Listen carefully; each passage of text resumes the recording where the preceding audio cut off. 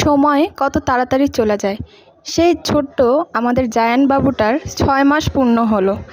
আজ তার মুখে ভাতের অনুষ্ঠান। তো ছোটোখাটো পরিসরে আমরা পরিবারের কিছু সদস্যরা মিলে এই অনুষ্ঠানটি পালন করে থাকি।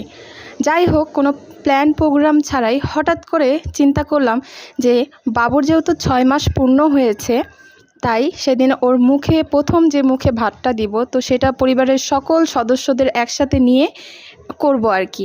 তো এই কথা অনুযায়ী আমার বাপের বাড়ি এবং আমার শ্বশুর বাড়ির সবাই মিলে আমরা অনুষ্ঠানটি সেলিব্রেট করে থাকি।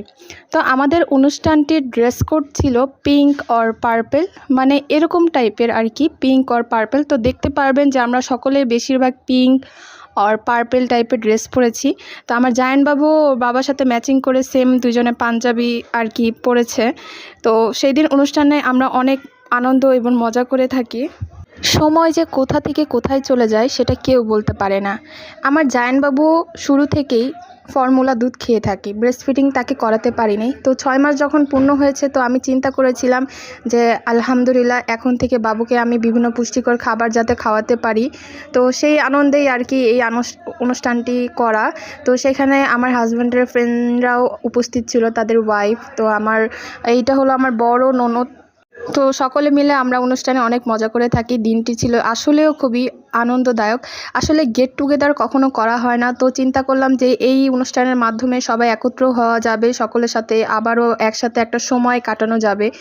পারিবারিক বিভিন্ন ঝামেলা এবং সময়ের স্বল্পতার কারণে দেখা যায় যে পরিবারকে সময় দেওয়া হয় না, সবাই সবার কাজে ব্যস্ত থাকে। আসলে জীবনটাই এরকম, কারোর জন্য কোনো কিছু থেমে থাকে না, সবাই সবার মতো তার জীবন নিয়ে ব্যস্ত। তো চিন্তা করলাম যে এই অনুষ্ঠানের মাধ্যমে আর কি সবাই মিলে একত্র হওয়া যাবে, সবাই মিলে একটু সময় কাটানো যাবে এই অনুষ্ঠানের মাধ্যমে। আমাকে দেখতেই পাচ্ছেন যে আমি একটা পিঙ্ক কালার একটা কাতান শাড়ি পরেছি, তার সাথে এটা আমার ওয়েডিং জুয়েলারি। আমি তো অনুষ্ঠানে তেমন একটা প্রিপারেশন ছিল না, তাই বাসায় যেগুলো ছিল সেগুলোই পরে ফেলছি আর কি। এই শাড়িটা আমার আম্মু আমাকে গিফট করেছিল, তো এই শাড়িটা ছিল একদম নিউ। তো শাড়ির সাথে আমি এই গোল্ডেন কালার জুয়েলারি এগুলো পেয়ার আপ করে পরি আর কি। তো মোটামুটি মাশাআল্লাহ আমার কাছে তো আমাকে ভালোই লাগছে। আপনাদের কাছে কেমন লাগছে সেটা অবশ্যই কমেন্ট করে জানাবেন।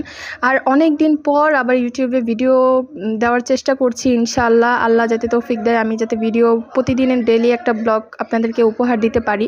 আর আপনারা অবশ্যই একটু আমাদের সাপোর্ট করেন, আপনাদের সাপোর্ট আমাদের অনেক দরকার, প্লিজ একটু সাপোর্ট করেন। ইনশাআল্লাহ আপনাদের সাপোর্ট পেলে আমরা ছোট ছোট ইউজারগুলো আরও ভালো ভালো ভিডিও আপনাদের সামনে উপহার দেওয়ার চেষ্টা করব। তো এটা হলো আমার বাবুর, মানে আমার ভাইয়া, একমাত্র ভাইয়া, আমরা হলো এক ভাই এক বোন। তো এটা হলো ভাইয়া ওকে আবার টাকা গিফট করলো আর কি। আমার ছেলের হাতে আবার এখন যে যাই দেখছে সেটা খুবই শক্ত করে ধরে রাখে। তো এই অনুষ্ঠানটি আপনাদের সাথে একটু শেয়ার করলাম আর কি। সবাই আমাদের একটু সাপোর্ট করেন, আর ভিডিওটি ভালো লাগলে একটু লাইক কমেন্ট শেয়ার করতে ভুলবেন না। সো সবাইকে আল্লাহ হাফেজ।